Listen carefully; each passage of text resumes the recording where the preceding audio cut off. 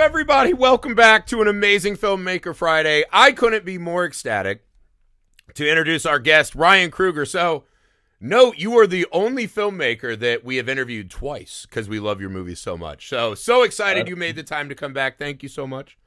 It's a pleasure. Thanks for having me again. Yeah, absolutely. Would you like to introduce yourself to people who are foolish enough to not have seen your two incredible movies and let them know where they can find your stuff online? Cool. I'm Ryan Kruger. I'm the director of Fried Barry and the new loose sequel, Street Trash.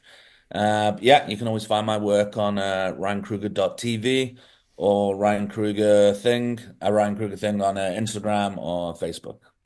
Awesome, man. Yeah, a lot of people probably caught Fried Barry. I'm wearing my Joe Bob shirt right now. Just saw him at a drive-in this summer. So that was a big moment, I think, for people to find your stuff. Your stuff really pushes the edge, right? It's not a casual kind of watch over your cell phone kind of movies that you make, right? So I'd like to start here. It's a question that dawned on me and I didn't ask you last time. What is the genesis of a Ryan Kruger thing? Because I was like, it's pretty much you and Spike Lee doing joints are the only two guys I know that are doing this. Yeah. I don't know, man. It's yeah, I've always when it comes to a Ryan Kruger thing, I've always had that since I was a kid. It was just a thing, and it was because of looking at like Spike Lee joint or Alfred Hitchcock flick, and because I've always been big on marketing, it's Mm-hmm. always been a thing how how to get people to remember your stuff. But when it comes to I guess my style or the stuff that I do, it's always one of those things where I personally can't put like my finger on it of what I do. I just do what I do, if that makes Yeah. sense. Yeah. And I've had friends like look at my work and say, "Oh, you can tell you directed that," and Yeah. I'm always like, "How?" But I don't Yeah. know I if don't that if want that. this is going to sound not flattering, but it is totally meant to be. The US Supreme Court once said they couldn't define pornography, but you know it when you see it. That's how I Yeah. think of your stuff, right? Like I That's, know a that's, Ryan Kruger thing and it becomes this kind of beautiful, almost like war cry for the stuff you're making. So I get it. that's a I just good. thought that was cool, man. I wish more people would do that, right? But you got to have a strong enough brand and voice to carry that through if you're going to do that. Yeah, absolutely. And I think yeah, it's just about doing what I want to do stylistically and the people that I work with to enhance what I do, basically. Yeah, absolutely. So last time we talked was in the wake of Fried Barry, right? So we watched it, loved it. You were kind enough to come on and talk. So now you find yourself, this is the next feature film, right? Street Trash. So kind of a cult classic that's gotten a lot more love recently, right? It's been sort of rediscovered. What was the decision making, right? Coming off Fried Barry that really got a lot of attention, right? It's like the independent film dream. You make something so unique and Yeah. interesting, garners a ton of attention. People like they see the trailer and it's like I got to see whatever the fuck this is supposed to be. What led you from riding that wave to Street Trash? What was that journey like? Well, it's you know what, as a filmmaker, it's one of those things where I mean, if any film gets made, it's like it's a fucking miracle. Like if any Yeah. gets made. And even if a movie gets made, even with the lowest budget, it doesn't matter. But even to make a film that actually gets out there that people know about is slim pickings to Oh, none. absolutely. You know what I mean? I mean, there's hundreds and thousands of movies that get made, and get real and get done every single day, but you don't know about them. And there's obviously we have too many platforms now. We have people that can't even get the distribution, Mm-hmm. and it's just hard to get any film out there. Maybe a film can go to festivals, but might not get distribution. So it's I still can't believe I did Fry Barry, and I still can't believe I've done my second film, and that's how it is. That's I guess that's how it is, and it's when I finished Fry Barry and I was riding that wave, I was really like, oh, this is amazing. I did all this press and it's out there and people are constantly talking about it. And there's not one month that goes by that people still talk about it and people are sharing it. And that's amazing. And to get that is fantastic. But after I finished the film, and then I got to a moment where I was like, oh shit, what am I going to do next? What is, how do I do my next film? It should be a little bit easier because now I've got a film.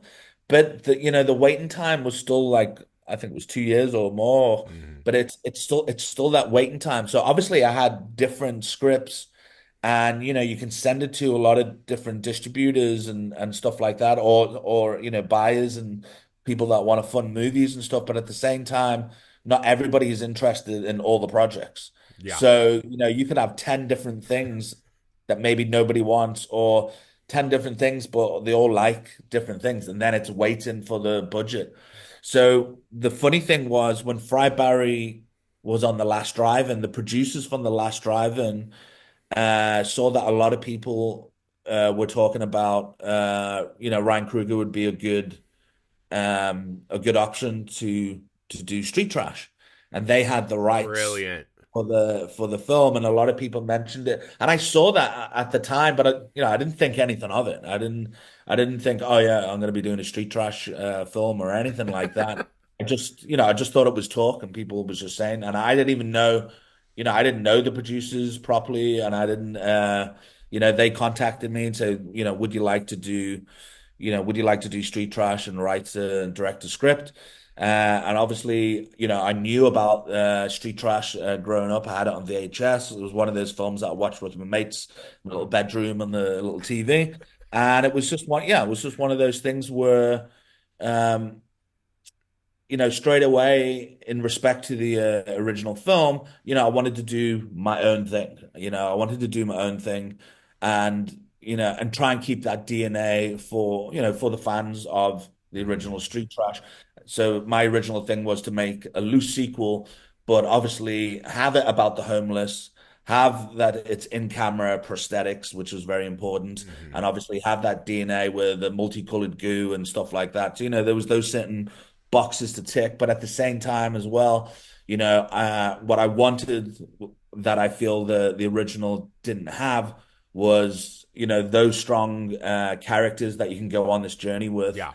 and have a strong narrative. And I think there's a lot of movies in this, in the genre scene, type of films like this, where it's like the effects are good and everything else is crap, or you know what I mean. So it's like I Yes. wanted to have good characters, strong story, and not only that, have really good prosthetics. And even if you did take away the prosthetics, there's a good, still strong story. And I think we got that from the film.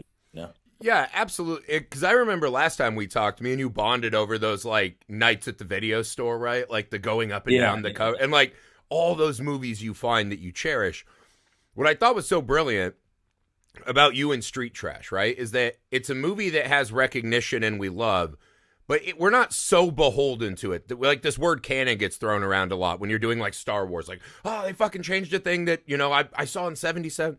And the yeah, idea that you found something that's loved and it gives us an immediate idea of a tone and style, but yeah, let you really have the room to do your own thing, felt yeah. like a great fit for a Ryan Coogler thing, right? So walk me through. We talked a little bit about Fried Berry. I'm assuming this production, the scale of this was astronomically bigger than what you were doing with Fried Berry. How did you, Yeah. as you started on this process, prepare differently and get yourself ready to tackle a bigger production like this? Yeah, well, I think, originally with Fried Barry, I probably said this already, but it was 28 days over a year and a half. So I Mm-hmm. could only shoot that every now and then. And it was like this never ending fucking Yeah. film that was just going on and on and on and on. But at the same time, it was happening quite, it doesn't sound quick, but it was coming together like, before you Yeah. know it, when it started, it's like it's rolling, and you're doing it. So I think with this film, obviously it was the first time that I actually like had like a proper budget Yeah. to do a film. Obviously I've done commercials, which is ridiculous, and they have a fucking crazy budget just for a Oh, day yeah. or 2 days. It's like insane. I used to get my mouth would water when I was in the art department and we would get like a Subaru commercial. Like car commercials, they just throw money at those fucking things and it's It's the crazy, easiest man. gig. You're just like, Yeah, yes, please. yeah, yeah, it's crazy. So on with this, I guess it was just I would say, pre-prod, pre-prod is king, and it's getting that time at the office with pre-prod and getting all the departments on the same page as yourself, and I think that was it. It was just, we had that month of pre-prod going into it, and it was so great to, and not that I didn't have this on Fry Barry, but just the fact that we had budget, we were paying people, we were shooting every single day for 4.5 weeks and not over a year and a half. So it's having all those people doing their jobs and they're amazing at what they do and having that support. So it did change a lot just having that support. And even, I never that much over the years, hardly have worked with an AD. And, and it's great to have a first AD, but a lot of the time, with budgets and stuff like that, and, I'm not afraid to, shout and be like, oh, come on, guys, we need to get this done. Yeah. But what was nice on this is to have that first AD, Candice Smith that what we had, and she was my first AD, but it was just great to have somebody on this big scale, to have somebody so I get my 5 or 10 minutes chill time in between Yeah. stuff, so my brain can just like think and also Yeah. chill, also have a smoke, chill with my actors for a bit until the next setup. So it was nice. Yes. But I think what was really special was, Sean Cameron Michael, who played Ronald, and Joe Vaz, that played Chef. Both of those guys were in Fry Barry in the Mental Mhm. Institute, basically playing the same fucking characters.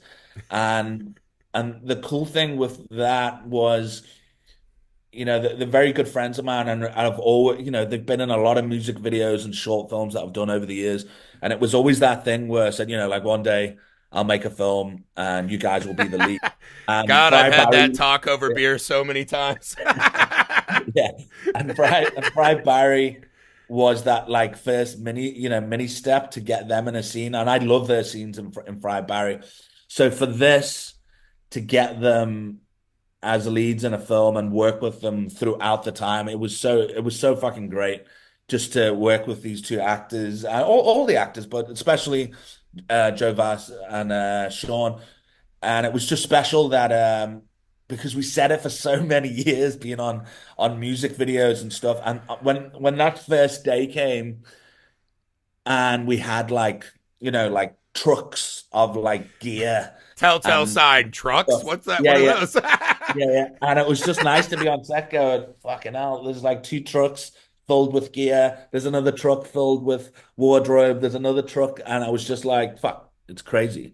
So Yeah. it's crazy. And that's why I always say, you know, I even remember, like, I appreciate so much being on set. I appreciate everybody that I work with, and I appreciate just that the time and effort that people come together to do this thing and being passionate and Fry Barry was a massive thing for me to see all these very talented people and passionate people that believed in me coming together to make this thing. And I remember standing in the hospital scene in the mental institute scene while shooting Fry Barry. I remember just standing there going, "Fuck, this is amazing," and I really appreciate what I do, and I know how hard it is to get to even do what I do, and it just takes fucking time and. Yeah. And again, it was, there was many times on set, especially the first day on set, seeing all those trucks and stuff, going like, "Fuck, I'm doing it. Like, I must be doing something right," because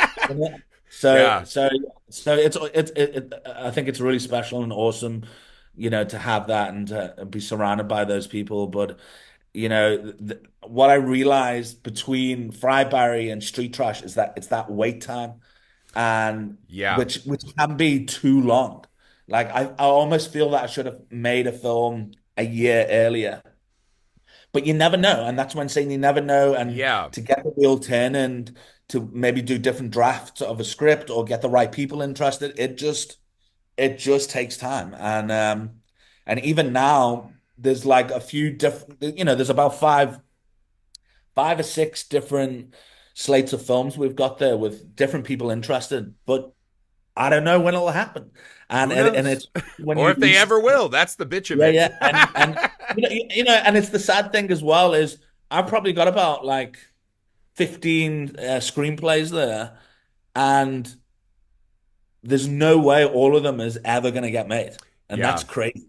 That is It, crazy. it it When you is, think of and it the like amount that. of work that goes into Yeah. everything involved in film. I think it is Oh, one of those things, that euphoric high moment of being on a set. I think even if you just go out and make your own short film, there are yeah. moments where you just are struck by like how fun and awesome it is when you see all the people pulling together, right?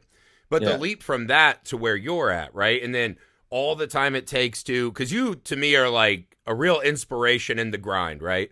You are a fucking hustler supreme. I see you all the Everybody time says that. promoting and to me, I Yeah. think that's one of the most challenging parts. Is I think we all are like, I made my fucking movie. You guys should get it. You should understand the art. And it's like, a lot of this business is that those infinite amount of times and work that you have to do that never show up anywhere might be in a Yeah. project that don't play. So I wanted to key in on something else you said. You talked about the importance of an assistant director so your brain didn't melt like a homeless guy in the movie. Um, Being a grinder like that, even having this break between a successful movie and a next bigger movie, you were already like, man, I should have done something else. How do you, or do you, keep your ambitions and your willingness to grind yourself to a nub in check as you're on the pursuits of these things that just take a lot of time? It's just juggling. It's just cannot go literally without one day pushing forward to do something. Yeah. Like if I'm not, if I'm not shooting or if I'm not in post or I'm not in pre-prod or if I'm not writing or getting ideas together or promotion material. I mean, Fry Barry, like the advertising, the marketing I did for that was like fucking insane. And it lasted for a year just Yeah. doing shit. If And not more, probably I don't even probably know. the thing that let that rise above Yeah. the vast amount of competition, right? Yeah. Yeah. And that's why this time, like when I was on set, all I could think of when I had those 5 or 10 minutes or after shooting a scene, I was like, cool, let's get the camera and let's go shoot, with the behind the scenes camera, let's go shoot this marketing stuff because everybody's in their Right. gear. And I was just try my best to shoot all this little marketing stuff when I could because everybody's there. Instead of trying to, you see, what was easy about Fry Barry, it was just Gary. So Yeah. I could literally just get Gary to Gary, do it let's go. whenever I fucking wanted. And so for this, it was literally, everybody's in costume, so try get as much as I can while I can when I Yeah. was on set. But And you had it's a literally massive cast, you had tons of big, awesome locations. So you really have to strike while you have that. That's expensive to reset up at a different time. no, absolutely. But like I said, even with the makeup and the wardrobe, while they're in all that, like, Yep. and while on location, just get it while you can.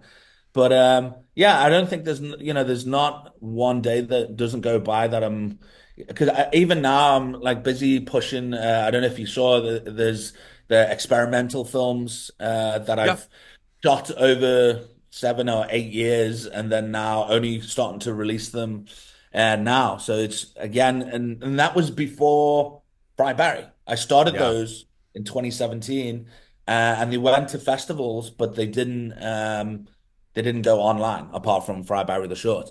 So it's really again, and that's some of my favorite work as well. But now since then is Fry Barry and Street Trash, which is my favorite work, but still really fucking cool experimentals and really just pushing that out there. So it's really finding the time uh to do all these things and also have a life, which I don't think that I have.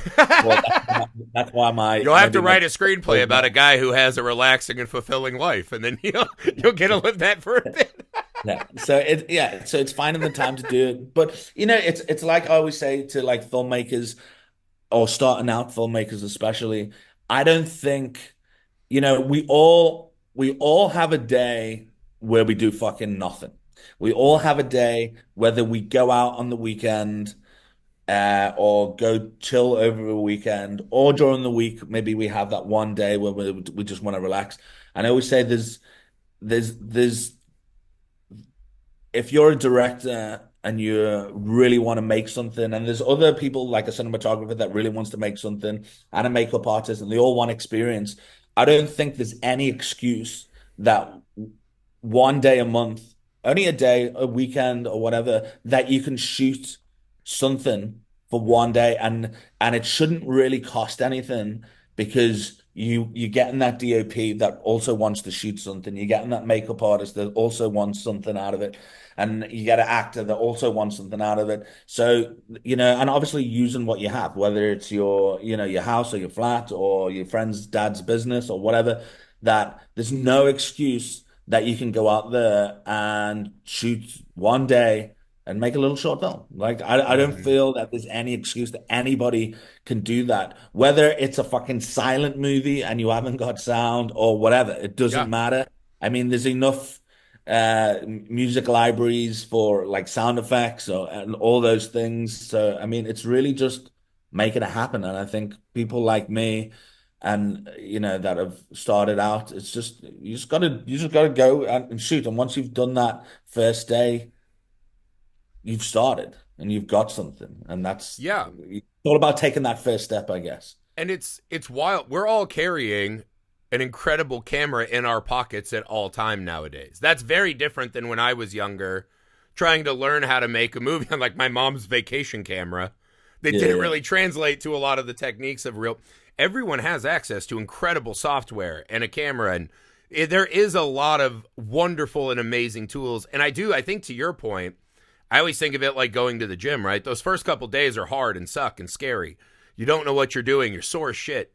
You want to quit. But if you just stay, right? Consistency is always, I think, the best attribute in any pursuit you have, right? You can give it Yeah, your all for a month, right? Like you did shooting your movie. But it's what yeah. you do in those next 3 months, 4 months, six. That's what separates people, I think. Yeah. If I was passionate the same way as I am about film to go into the gym, fuck, I'd be rich. Same, brother. We'd be in that world's I'll be strongest man fucking in rich. South Africa, dude. Yeah. We'd be I'll flipping be cars and fucking rich. shit.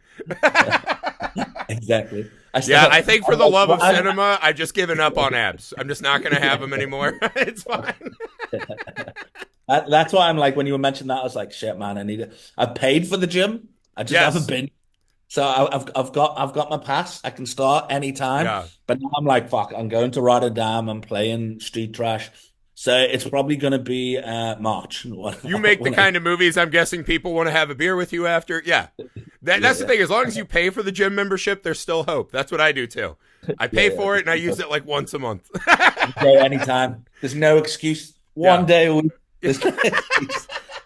I need Uh, whatever street trash is, but that just makes my body throw up fat. That's what I need. You invent that and you'll be making movies forever, my man. exactly. Exactly. All right, let me talk about, you hit on something I think is super important. We kind of walked through what differentiates your vision of street trash from the original, right? What I think absolutely ties it and is a love letter to the original are, to your point, you've got to have those practical effects. And I think it's one of the things that a lot of horror, but especially low budget horror, is suffering from at times these days. Is there is just we can do a quick fix with visual effects, right?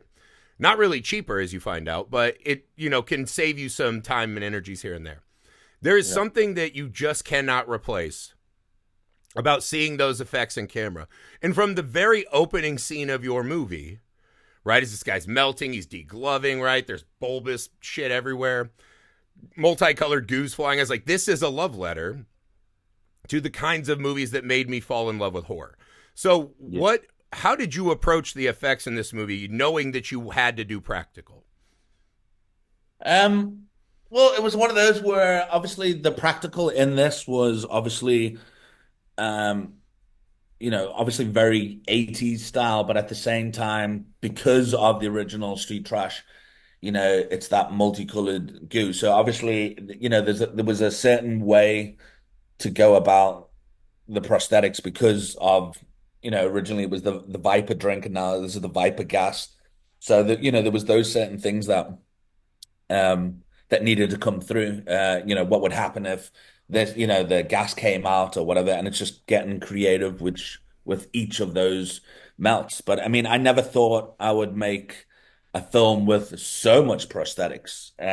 So that was really awesome just to go through every major melt that we did and and have get creative and get wet and dirty with all with all that goo and everything, which was awesome, and having that support in the team to do that. And we also shot it on film, so shooting on 35, I think it just Oh, really? I gave it didn't realize that. extra. Yeah, so Yeah. we shot it on 35, and every time we did a major melt, we had two cameras side by side Yeah. shooting, and with that was it was just capturing. It just gave it that grit. It gave it that 80s Yes. feel more and stuff, and stuff like that.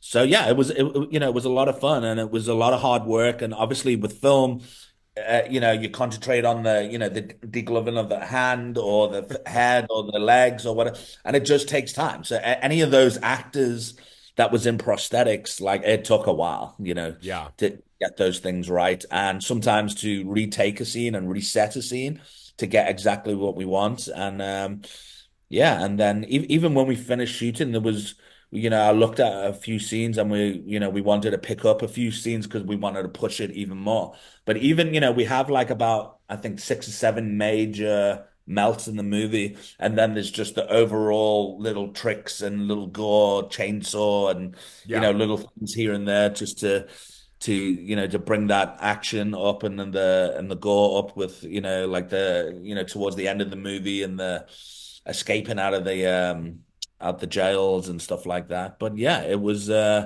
I think it's really just having, again, it just comes back to like what you said of you know as a kid growing up watching these like 80s films, and it was literally, I think I said this about Fry Barry, but I think this was even more so just one of those, like you said, because of the gore and stuff. It was literally one of those films that got me into horror because Yes. of the prosthetics and all that stuff, and all these like over the top deaths. But yeah, but the fact that we shot it on film was just really special. And when they said to me, the producers, "Do you want to shoot it on film?" Straight away, I was like, "Yes, let's do 35." Yes. After that conversation, like not even like 10 minutes after that conversation, I was sitting there going, oh shit. Like obviously it's amazing to a film on 35, and I didn't think I'll ever do that. But you start thinking, because we haven't got a processing lab in Cape Town. Oh, So no shit. Yeah. and it's all these things where you think, well, what if it doesn't come out? What if there's a big like line through the footage, and we spend all that money on a melt and it doesn't come out? So we shoot like safety and have another camera, a digital camera, and you can't really do that. But you're just thinking maybe we should have a digital camera on the side, and maybe we should have this because you're just worried in case it doesn't go out. And it was crazy because it's like with anything, you get the right team, you get the right crew, and to load the camera and all that, and then it's fine. But it was crazy that, the first 3 or 4 days of shooting, then we send it to England to be processed and then digitally sent back to us. So we would only get the footage it would be just over a week. And then only then we would get back the footage and go, oh shit, this is what we shot. So Yeah. it was fucking nuts. Just But then fingers after crossed, that, like dear God. And you're literally sending your film, which is worth so much money, yeah, it's across crazy. the fucking planet to get Yeah, so yeah, the anxiety must have been massive. yeah, it was crazy. Until we got it back, then I was like, okay, cool. This is awesome. We're on to something. This is going to be cool. Right. But yeah, every time those we got the film back, it was just like, just make I fucking hope everything's there Yeah. and nothing. Like I remember like years ago, I was working on a film. It was the 51st State. It was with Robert Carlyle and Hmm. Samuel L. Jackson, and I had like a little fucking walk, a little fucking featured extra thing. But I was on for like 4 or 5 days on this thing, and I remember they shot a scene at the airport, and this was like 2001, and it was those last kind of films slowly, that was shooting. Well, I mean, it was still quite a lot of films after that, but anyway, but they were shooting on film, and they shot like these scenes at the airport. I think it was at Manchester Airport, and they got the footage back, and there was just a line all the way through the footage. Oh. Had to reshoot everything, and you just think they're all pros. They're all fucking big Hmm. pros. It was like Ronnie Yu, like the director and everything. They're all fucking pros, but it happens, and that footage came back. So it again, it's like a miracle that any film happens. But if you're shooting a film on film, then it's a Yeah. fucking miracle that everything fucking comes out like Yeah. fine. Well, I think it's one of those too is we just moved digital and the convenience of it and the watching something immediately and the adjustments that allows you to make. I do think sometimes those little screens pull us out of the artistic mindset of the set, right? And although you deal with these massive anxieties and you're kind of walking a tight wire without a net underneath you, I do think there is something about being in the moment, and especially when you're doing so many practicals and you're doing so many night exteriors and you're doing so many goddamn actors, right? Like this movie is at an impressive scale, right? Like it feels very different than Fried Barry in that regard. And Yeah. so I mean to your point, I think even short films that come out really good, sometimes you're just like, God, like that's incredible. Those guys knocked that out on a weekend or two. Good Yeah, for you, yeah. right? It's one of those when you start making movies, you stop being such a cunt about movies you watch. Right? Yeah. I think with Street Trash, the budget that we had, I still had to, as a director, I want to show what I can do. And I think I showed what I can do with Fry Barry on such a low budget. But even with this film, I had a decent budget, but at the same time, I also wanted to stretch the budget Yeah. just to show, I must have used like every fucking trick in the book with Street Trash, like every fucking like trick, whether it was cheating this or cheating that or everything, like I fucking used every fucking trick. And it was so funny because, when I got to the end, the end scene where you got all the soldiers and they're getting shot and killed and stuff like that. It was so funny that I remember like the wardrobe and the makeup was saying to me, Ryan, you can't use this soldier again. We've seen him. And I'm like, nobody fucking knows. If Like people are nobody paying fucking knows. attention to the soldiers in the Yeah. background, I have made a big Yeah, mistake. yeah. So, and some of these they weren't even in the fucking background. They were like right here, but nobody's fucking looking at. I mean, they've got a Yeah. visor You on, see a whether the guy's got uniform. a fucking beard or not. It's just that general fucking look. Like if anybody's looking at the fucking soldier's beard, I'm not doing my Is job. that the You soldier know? with the mole on his eyebrow again? Yeah, Unbelievable. exactly. Yeah. So it was just like there was so many soldiers that I killed like way more than once, and within the same fucking scene, and and it's like at the end there was that scene where the mayor's standing there, and then you've got all these homeless people walking around the corner, and then you've got all these other homeless people walking around the corner, and then you've got these other homeless people walking towards us. So it was like we had a lot of extras that day, like a shitload, but nowhere near as much.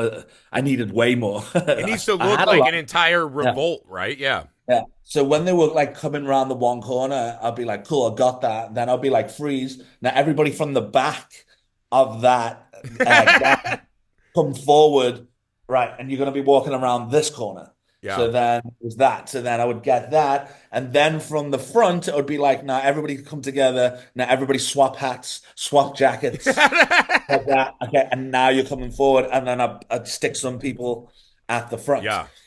So killing all those soldiers, or even shooting like one of the actors shooting, but just have extras running in the background, soldiers shooting in the background, and it's just really I really enjoyed like shooting those action sequences just to show like what you can do on the budget that we had, and yeah, it was a lot of fun. I think I said this about Friar Barry.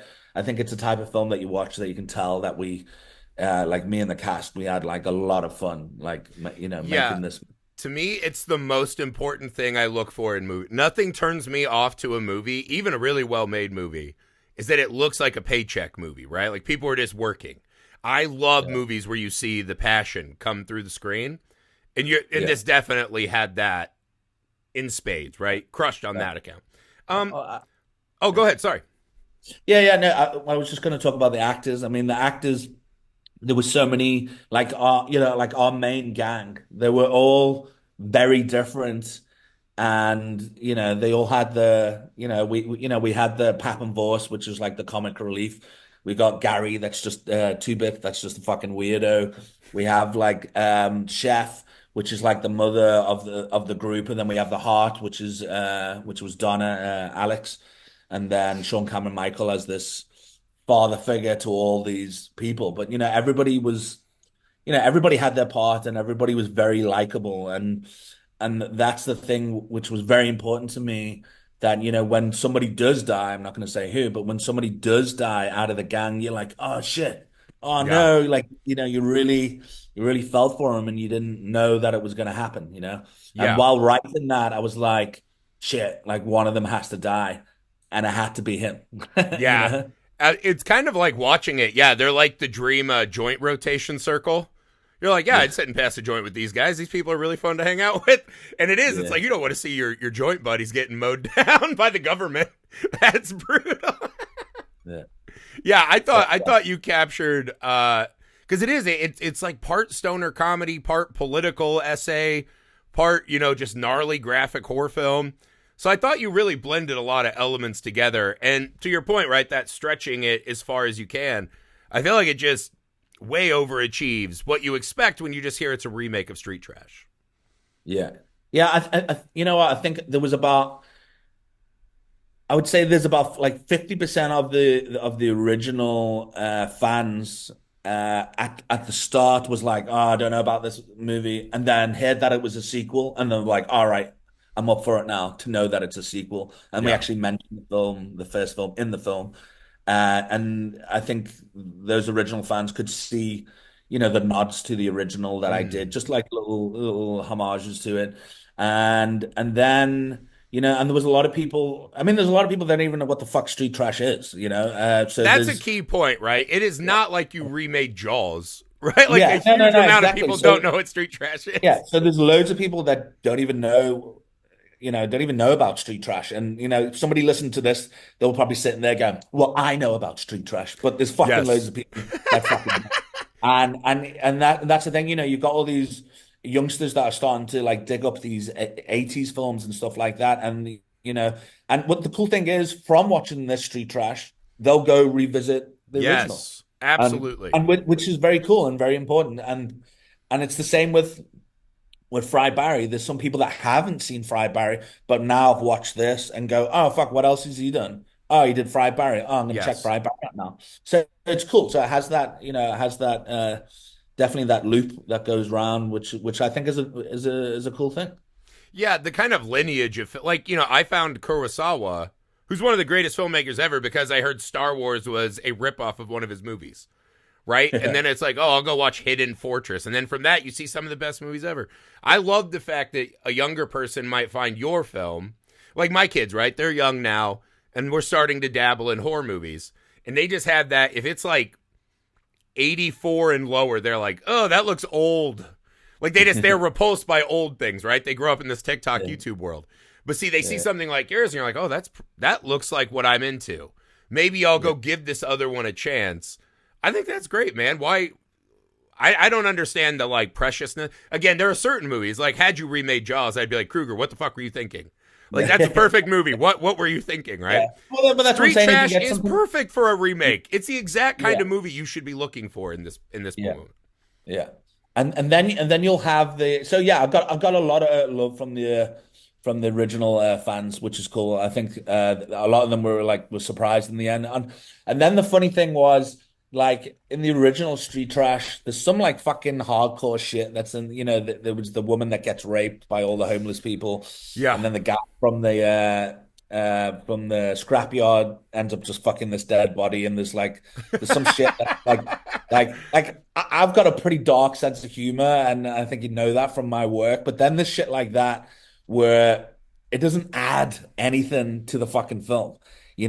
And obviously there was some of those original. I don't know where about in America these people are from, but whether it's Florida or fucking wherever they're Yeah. fucking from. We But usually they were assume like, Florida or Kentucky. Those are yeah, ours. yeah, exactly. It's in that fucking triangle, I you love know? that even in South Africa, you know it's Florida people, Yeah, right? yeah, exactly. We're no stranger to that. So the fact that they would watch the film and be like, "Oh, it didn't have this or this in," and I'm like, so they didn't mind everything else, but Yeah. because it didn't have these things in it, and I'm Yeah. like, fucking hell, like why? Well, You that's one don't, of those. It's like, brother, you're telling on yourself. Don't put that yeah, shit in writing on the internet. That's bad. Like now yeah, you're on watch list. exactly. Like we know what you're into. So It's fine if you don't buy a ticket again. That's cool. We don't need you. yeah, Get out of here. So yeah, love Street Trash. Really happy for you, man. You are an inspiration to us in the kind of thanks. stuff we're trying to make. We love the way you approach making movies. So that said, let's play a little wish casting, right? Are you taking meetings right now? What's in the fire moving forward, right after Street Trash? Well, right now, so I do have the Rotterdam screening of Street Trash, Mm-hmm. and then we also have a Liverpool screening of Street Trash, and we just had a screening at the Prince Charles Cinema in London, which was Awesome. always a bucket list to do, so that was fucking cool. And then we had the world premiere at Tarantino's New Beverly Cinema, so Oh, dude, I used to live like a 20-minute walk from there. Love that place. that was awesome. Yeah, yeah, it was really cool. So now, yeah, I'm in talks with a few things. Again, I don't know what's gonna pop up. Mm-hmm. I'm also going to Berlin now to the film market as well. So we're gonna try and get money off people to make a The film. dark secret of the film business is panhandling for budget. Yeah, yeah. That's what I'm saying. It's like what you said. There's making a movie, which is fucking hard as it is, and then selling a movie or getting money for a movie. It's still hard. So, and it just shows you, like, if it was so fucking easy, everybody would be doing it. And for even somebody like me that's already done two films, it's still fucking hard Yeah, to it's get. almost a hard reset Yeah, every single yeah, fucking time. Well, it's like yeah, my dad. He's like a factory worker, right? So he's always like, "Oh, you're making movies with your friends," and I'm like, "Bitch, we work longer hours than you. You have like yeah. rules and breaks and lunch. Like we're just doing this. What are you talking about?" And Yeah. yeah, they think we're all just like dressing up in like Peter Pan outfits and dancing around. Yeah. It's like that's not Yeah. what it's like at all, motherfucker. Exactly. I think that's what my girlfriend thinks when she Yeah. says to me, "What did you do today?" And I'm like, "Fuck, I was working all day." No, but what were you doing? I was like, "I was fucking working all day. What are you talking about?" So I it's, wasn't just I was like, smoking joints and being a blue alien. yeah, and That I was takes a like, lot of work. I was like sending emails, doing this and doing that. I was like, I'm doing shit. And then she's like, Yeah. "No, all right." But Well, she especially probably a thinks, director, you never yeah, really get to turn it off as a director. You know what I mean? no. Like you're kind of always at the beck and call of someone. Yeah, that's why, like, at the end of a film, everybody goes home. Everybody Mm-hmm. goes home and they've done their job and they go on to the next one. I've still got to do fucking post. I've still got to Mm-hmm. sit there with editor. I've still got to sit there with music. I've still got to, you know what I mean? It's a never ending And then thing. to your point, you got to travel around, show it, talk to jackasses like me about it. You got to go try to get the next one. You got to be writing the next one. It's just like, It's just, yeah, it's just never ending. But anyway, so what I realized, like I said, when I made Fry Barry and Street Trash, there was that gap in between. mm, So what I've thought, after I did Street Trash, straight away I thought, I'm still gonna push for all these different films, but while I'm waiting and pushing for all these different films, I'm gonna make another film like I did with Fry Barry, mm-hmm. but different. And I've literally got half a day left of shooting, and I've got like another like indie black and white gritty art house little film. So Is it this was even Gums? no, no, no. So the Gums is a good budget a film that we're still waiting on. So I started shooting this other film called Starry Eyed, and Okay. Starry Eyed it's not a Fry Barry, it's not a Street Trash. It's very, very different than those. Uh, I made it even with a smaller crew than I did with Fry Barry, and it was literally like my DOP, my sound guy, a few sound guys, and a bunch of assistants. I shot a lot in my place. I shot in other places and people that I know and bars and blah blah blah and all that. But it is like this, yeah, black and white, gritty art house film. So it's very different. Than Fried Barry and Street Trash, and it's obviously has it's about this weirdo Gary Green. That's Perfect. What a yeah. weapon in your arsenal to have Gary. And it's about this wannabe, wannabe actor who's terrible at acting and kind of stumbles across. It's not a biopic, and then and Gary, we stumbles love you. I love you, Gary.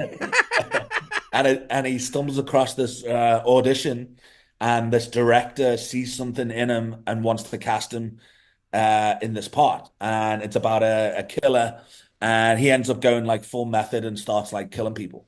So yeah, I've got like half a day left of filming. I've already edited a lot of the movie, but yeah, it's just something different. So that's why, just because I just don't want to wait, in between. So I'm pushing all these other films, but I think it's also cool just to shoot these other films that I probably wouldn't get budget for. Yeah. You know what I mean? So making a black and white film is already harder to distribute.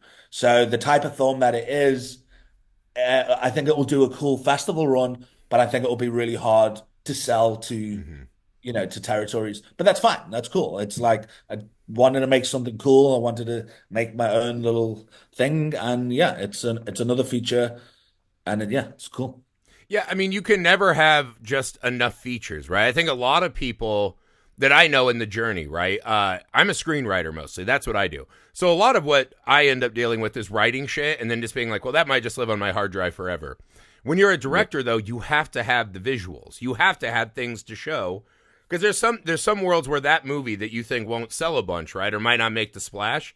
That might be the thing that some producer sees and is like, oh, this guy can do a movie that's not street trash, and that's more the speed I make. So I think that's a great way to approach it. I'd love to ask your opinion. So, as a writer and director, right, when you sit down with a new idea, are you really hyper focused on always doing genre exploitation horror stuff, or is that just something right now that is kind of a makes sense for you business wise where you're at right now, or Yeah. is that your real passion? You know what? I love all genres, and I don't want to get stuck just doing one thing. Mm-hmm. Fried Barry is still very different than Street Trash. It's in the same fucking world in a way, but it's still very different in a sense of Street Trash is a little bit more, I would say, commercial, Yeah. open a little bit more to more people, and I think Fried Barry is a little bit more of a niche, experimental, darker side. So I do love the darker side of life and stuff, and I'd love to do. I still want to make a horror film where there's no dicks and I'm there's no also waiting other. on that day. Yeah. So I still want to make a serious fucking horror film, but I always see humor in a lot of stuff, but at the same time, I don't want to get boxed in. So when I do, I've got other stuff there that I've written, which is completely, you know, uh, it's not complete genre, or might have elements of stuff, but it also like just different genres. So, but it's also, you don't want to get stuck into a box where they'll go, oh, we're never going to give money to this guy because he only makes that type of movie, so we're Yeah. not going to give him money to try this. And that's another reason why I want to keep shooting these other independent movies, because it's, you can also show other taste of Hmm. what you got, and it's still my style. It's still definitely Yeah. my style. It's just different, and that's what, like, a lot of people might watch Street Trash and Fried Barry and be like, oh, I fucking love this, and then go watch this film and be like, oh, that's not what I expected. It's just very different. You know Yeah. what I mean? And it still has my style and flair and everything in there. It's just different. It's just not as, I guess, just not as over the top. Or, you know Yeah, what I and mean? it's something that horror and comedy are such perfect bedmates, right? Like it really is. They're almost the same, and then one has a punchline and the other has a murder.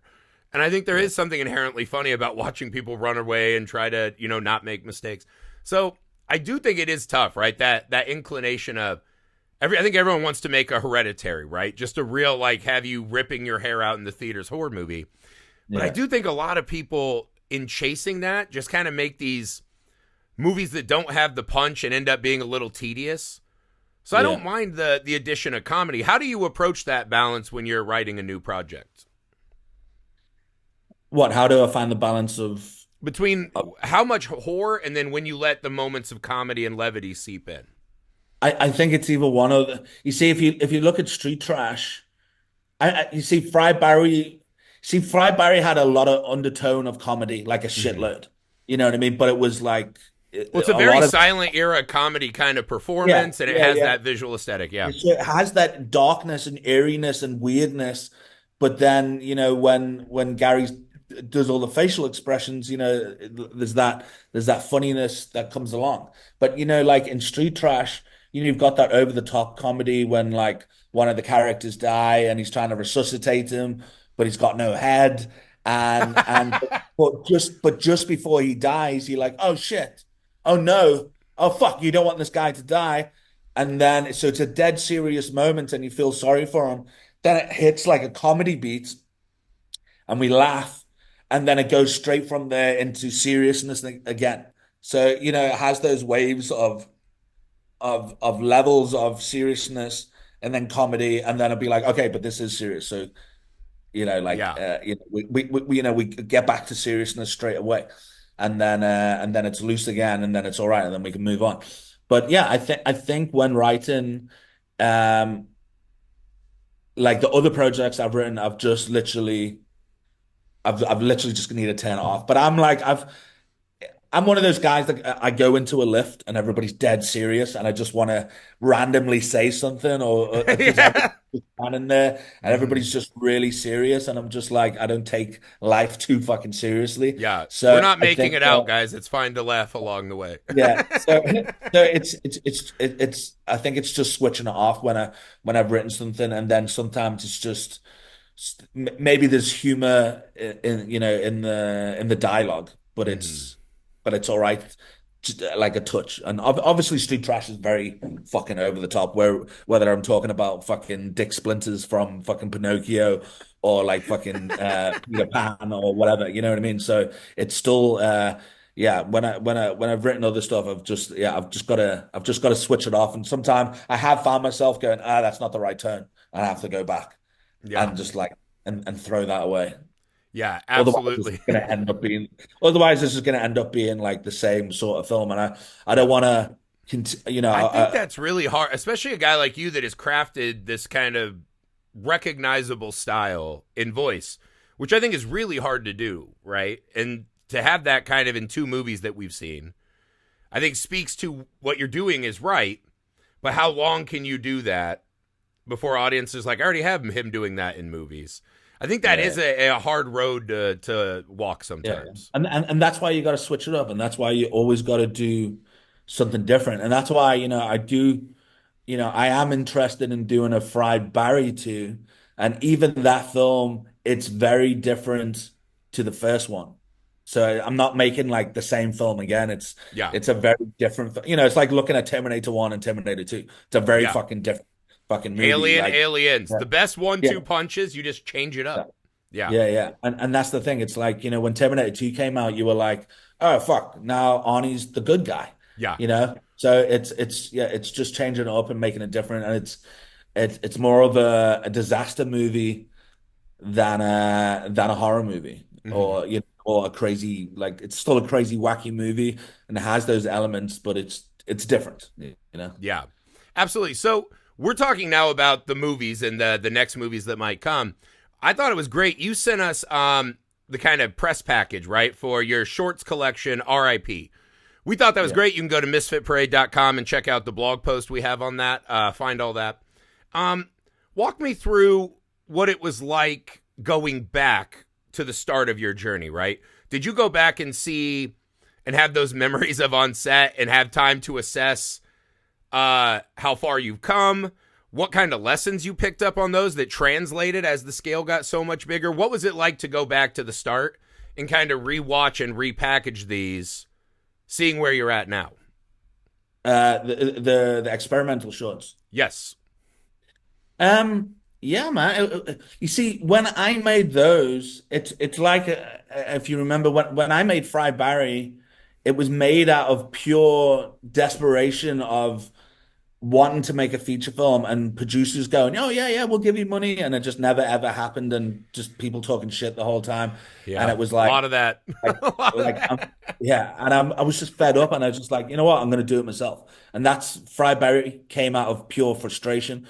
So just before Fry Barry, and in the middle of making Fry Barry, that's where all these experimentals happened. And so that was just before like RAP was is originally called Recovery in Progress, Mhm. and that was because at the time I went through that whole fucking depression before I made Fry Barry. So it was me getting creative, really creative for the first time doing because I mainly did music videos before Mhm. that. I mainly did music videos, and I did always did my style majority of the time, and it was either very visual or short story within a music video, but I couldn't go anywhere near exactly what I wanted to do because it Right. was the record label, it was the fucking style of music where I couldn't go too fucking crazy or anything like that. So I could only do so Ryan, this is pretty intense for a hymn music video. You're like, come on. so it was literally trying to so when it came to the experimentals, it was like, okay, I don't have to pitch it. I don't have to try and sell it to anybody. I don't have to speak to a record label. I don't have to speak to the band. I can just do whatever the fuck I want. And that's when I also teamed up with Hazer that does all my music and sound design. And we just fitted like instantly with the type of style that I wanted and stuff. And it was just so fun making all these loose experimental films that was because it was just being creative. It was just getting Yeah. creative. And every single one of those was shot in one day. So, Damn. again, it's like having that one day going, right, I've got this concept and I want to shoot it. And then it was made with the editing and the music and, and getting that style across. So doing those small things and then moving on to bigger things, it doesn't bother me. Obviously, it's great to have a budget and it's great to have that support, but there's nothing wrong with how I made these experimental films, or very much the same as the way I made Fry Barry. There's nothing wrong with. I don't mind having a small crew. You know what I mean? I don't. Sometimes we can move quicker and faster, and we don't have to wait for people and stuff, and we Right. can just get it done. So I don't mind at all working with a smaller crew. And sometimes it again, you're just forcing yourself to be more creative. So even with Street Trash, sometimes I would jump in and I'd help with the prosthetics or something like that because I have that passion for the prosthetics, and I love all the blood and guts and all that. But it's I guess it's just working with the right people, and you don't like we were saying before with commercials. I mean, they would have a commercial which is like which will be like 50 million rand for like 3 days, and you're like, Yeah. what the fuck? How can they have so much money to do a commercial? And then you look what the ad is, and you look how many people are on set, and there's like 60 people on set. It's fucking busy. It's crazy. And then you look, and the ad is literally a guy coming out of his house, getting a package, petting a dog, and then that's it. And you're like, how Yeah. the fuck? They're like, I can shoot the exact same thing for like 50,000 rand and not 15 million rand, but they pay. The products, advertising, that's how much they pay. So, it's crazy, and that's why you can get creative, and if you get a good TP and if you get somebody that can do lights and all this stuff, you can make some of those experimentals. There was like 3 people on the Yeah. crew, while shooting, and it's fucking nothing. It's like 3 people, but you can still make something really You can fucking good. still do it. Yeah. I Yeah, think you can that's the still make it beauty of really it good.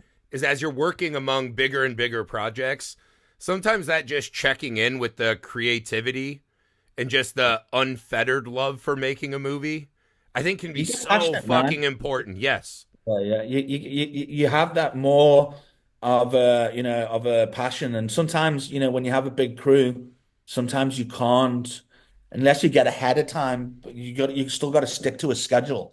So like you were saying, like when you're making these films, we finish when we finish. So if it Yeah, takes 24 hours, we all it want them takes to be 24 fast as hours. shit, believe me. Yeah. I did a commercial the other day. I was acting in a commercial the other day, and it was 3 days of shooting.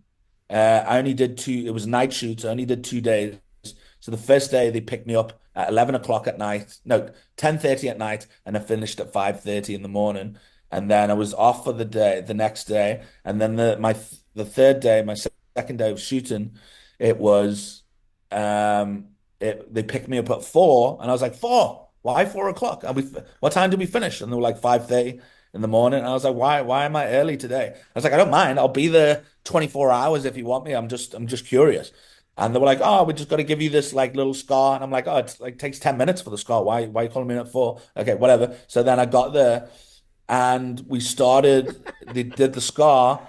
And then by 6 o'clock till 7:30 in the morning, we shot the same scene again and again and again and again and again. Hmm. And I'm just like, fuck. When I look at that, I'm like, I could have shot like 4, 5 fucking scenes Yeah. within that. And they're just and when it comes to the ad, it's 30 seconds. It's Yeah. 40, 30 seconds, and that's it. And there's only enough time for me to do my line, their line, the other line, and then that's it.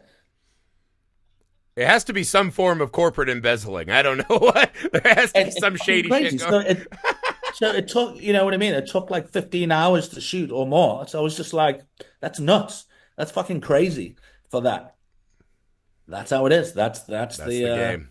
that's the It's a game. real So haves and have-nots kind of world.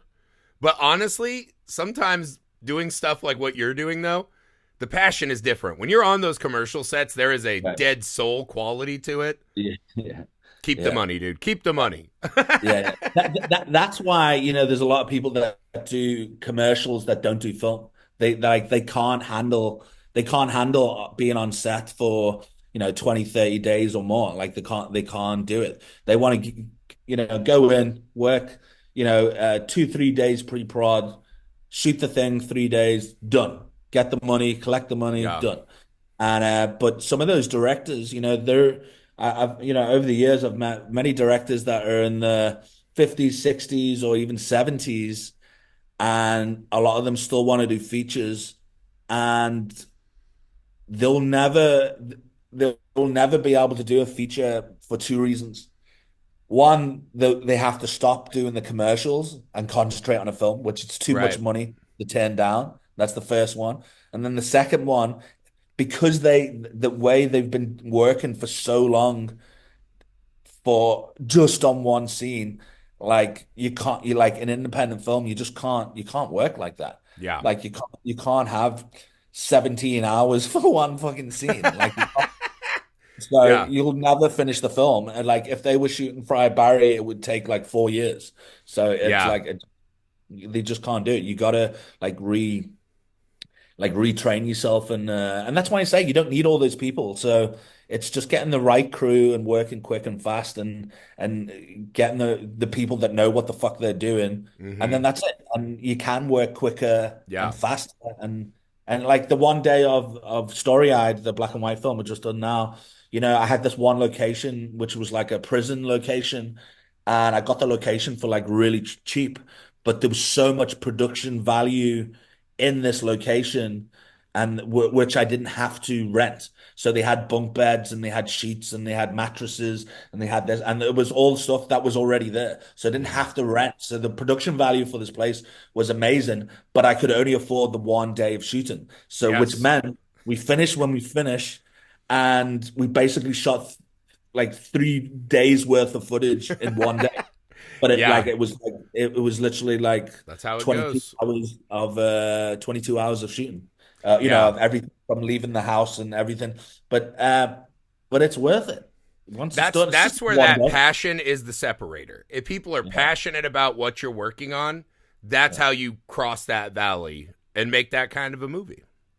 Yeah, but it's like, we might have spoke about this last time. I can't remember, but it's, over the years, like being in film school and leaving film school, and you just see so many people just drop, Oh, just drop. dude. Like, I mean, me so, and my partner, we're like two or three of the only guys left, and we're all working together, right? And like, yeah, there's yeah, no one outside yeah. of us. It feels like, yeah. So, so while you're in film They're school, all you like, get yeah, making money selling insurance and shit. And yeah, yeah, yeah. So you get those people that are like, oh fuck, I love film, but I didn't think it would be this hard and this long just to shoot one scene. And they drop out while you're in film school. And then when you leave, then the people go, oh, I'm sick of being broke. And then you lose more yeah, people. And then some people hang on a little bit longer, still broke, and then they leave. And then there's the other hurdle where they got a girlfriend or they want to get married, and now he has to provide and get a proper job and yeah, all these other things. So now it's like say goodbye to the film industry. You need a proper job, you need to make money, yeah. or we need that house, or we need to have kids now. So there's a lot of hurdles. And there's a lot of people that go into the film industry because they go, fuck, I can make money. I can make a shitload of money. And then after a while they go, fuck, you can't make a shitload of money, but you've got to be in it for the long, long Yeah, you run. got to be And all the way in. you have to absolutely fucking love that. This is the one thing I think about the film industry. You have to absolutely love what you do in every way, like talk film, shit film, eat film. You literally have to love it so much to be able to keep going doing what you do.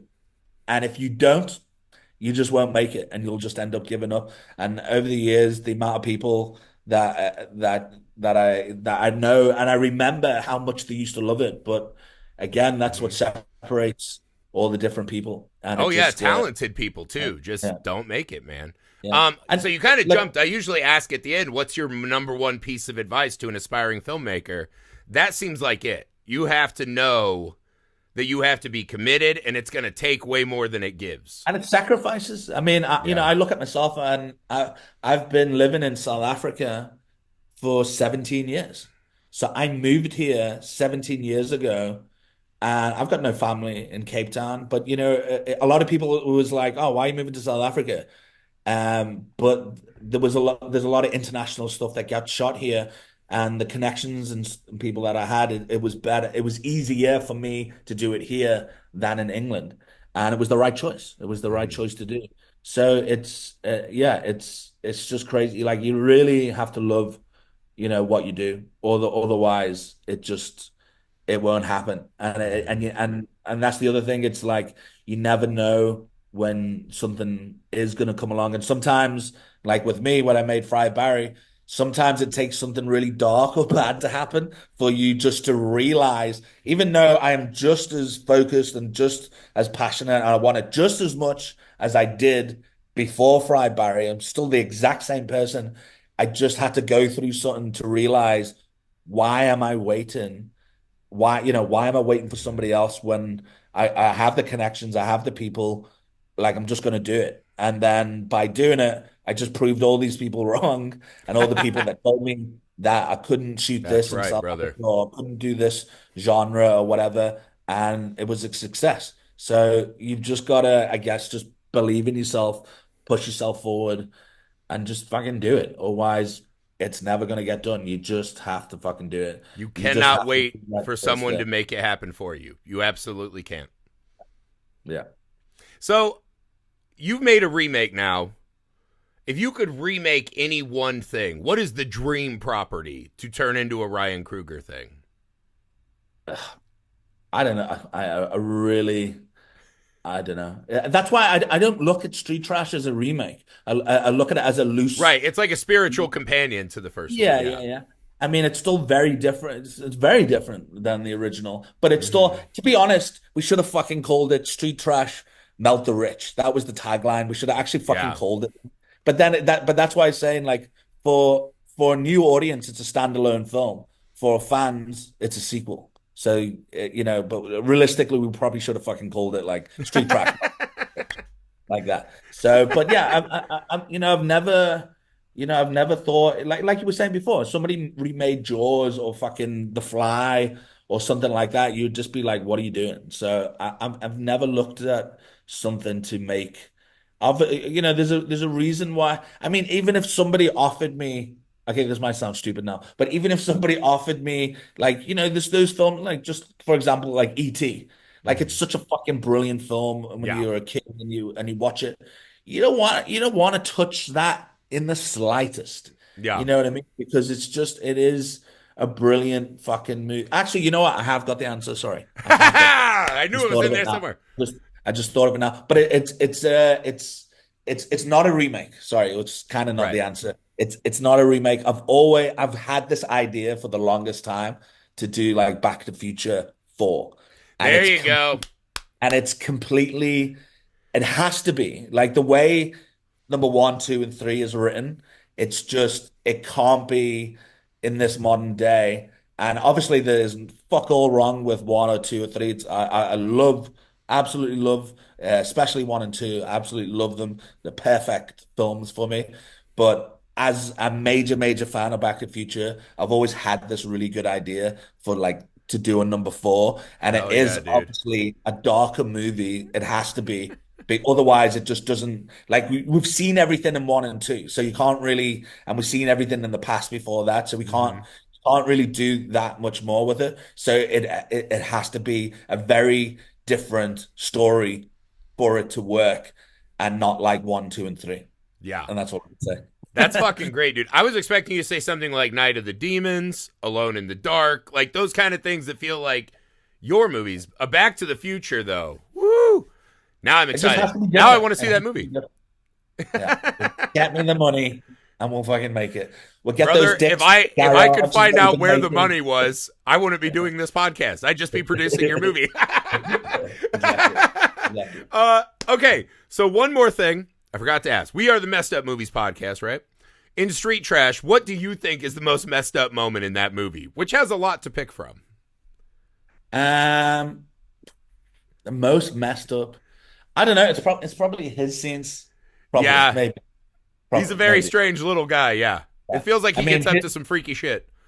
yeah. I mean, his little flashback when he's on the bed with the girls, and while he's sniffing a line of coke off somebody's ass. It's kind It's of like probably the X-rated Howard the Duck moment we all wanted in that movie. yeah. Isn't that funny when you watch Howard the Duck and you were like, "Fuck, she's so fucking hot" Yeah, in and that she's scene, banging a and you were like, duck. Yeah. "Yeah." An alien duck. And that movie's so weird too, because you go back and you're like, wait, was he working as a jizz mopper in Cleveland? And it's like, yes. And that was a kid's movie, right? Yeah. It's like you so badly wanted him to fuck it, like so fucking badly. Yeah, Yeah. I think people banging aliens is a ripe field that we all question all the time. So that makes perfect sense. It's in this day and age, the where we are in this day and age of how everybody him, he, her, blah blah blah, all that stuff, and the way everything is. And I don't give a fuck who the fuck you are, whatever. I'm friends with everybody. I'm nice to everybody. But the day and age that we live in now, and the way the internet is, and all these people identifying as a dog or a cat or a fucking Yeah. camera or fucking Yeah. like all these things. And when you watch movies like Men in Black or these films where they go, aliens live among us. Like I've said this before, like a while back. What I hope to live in the day and age where the alien comes down and we have this big thing and it's on every single fucking channel. And I always say it will be like Oprah or somebody will interview that alien, and the first question will be, I would think, how did we get here? And then it just fucks up every fucking religious Yeah. fucking religion in the entire world. And then you'll still get the Christians go, oh, I don't actually believe that. You'll have all that Yeah. crap anyway.